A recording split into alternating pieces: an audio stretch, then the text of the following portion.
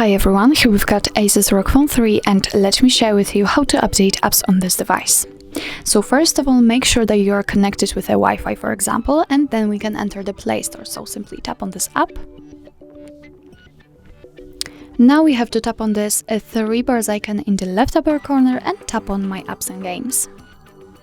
As you can see here, we've got the full list of all updates pending. Of course, you can update all of those apps simply by tapping on this green button Update All, but you can update only one of it. So let me pick, for example, the Gmail. Just find the app you'd like to update on the list and tap on Update button right next to it.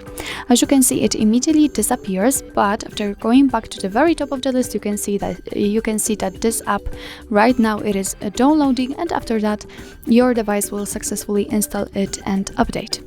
So actually that's all. This is how to update apps in your ASUS ROG Phone 3. Thank you so much for watching. I hope that this video was helpful, and if it was, please hit the subscribe button and leave the thumbs up.